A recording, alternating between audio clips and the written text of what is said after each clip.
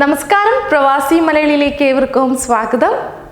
ലോകമെമ്പാടും സർവീസ് നടത്തുന്ന Indian എയർലൈനായ jet Airways പലപ്പോഴും വാർത്തകളിൽ ഇടം നേടാറുണ്ട്. എന്നാൽ പലപ്പോഴും അത് വിവാദ പരാമർശങ്ങളാണെന്ന് മാത്രം. ഇത്തവണയും പതിവ് പോലെ വിവാദങ്ങളിൽ അകപ്പെട്ടു. വാർത്തകളിലേക്ക്.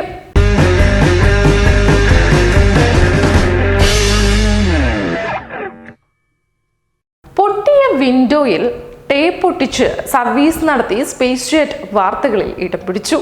എന്നാൽ പിന്നീട് ക്ഷമ ചോദിച്ച് സ്പേസ് ജെറ്റ് രംഗത്തുമെത്തി.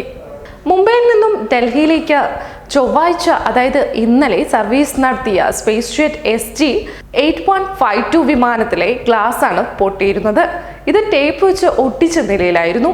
പൊട്ടിയ വിൻഡോ ഗ്ലാസിന്റെ ചിത്രം ഹരിഹരൻ ശങ്കരൻ എന്ന യാത്രക്കാരൻ ട്വിറ്ററിൽ പങ്കുവച്ചതോടെ യാത്രാ സുരക്ഷ സംബന്ധിച്ച് ചർച്ച ഉയരുകയായിരുന്നു. തുടർന്ന് കമ്പനി ക്ഷമാപണവുമായി രംഗത്തുമെത്തി. യാത്രക്കാരുടെ സുരക്ഷിതത്വത്തിൽ വിട്ടുവീഴ്ച ചെയ്യില്ലെന്നും സംഭവിച്ച തെറ്റിൽ ഉടൻ നടപടി ഉണ്ടാകുമെന്നും എയർലൈൻ പ്രസ്താവനയിലൂടെ അറിയിച്ചു. എന്നാൽ എയർലൈനിന്റെ വീഴ്ച ഗുരുതരമാണെന്നാണ് ആരോപണം.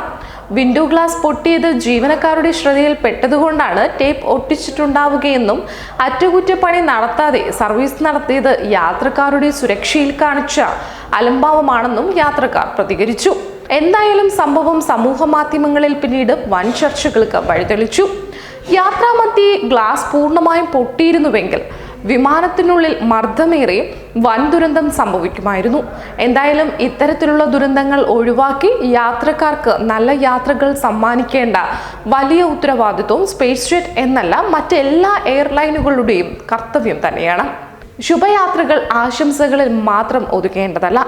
അവരുടെ യാത്രകൾ ശുഭമായി പര്യവസാനിക്കാൻ ഓരോ എയർലൈനും അവരുടെ ഉത്തരവാദിത്വം കൃത്യമായി നിർവഹിക്കട്ടെ. മറ്റൊരു പ്രവാസി മലയാളി വാർത്തയുമായി വീണ്ടും കാണുന്നത് വരെ നന്ദി, നമസ്കാരം.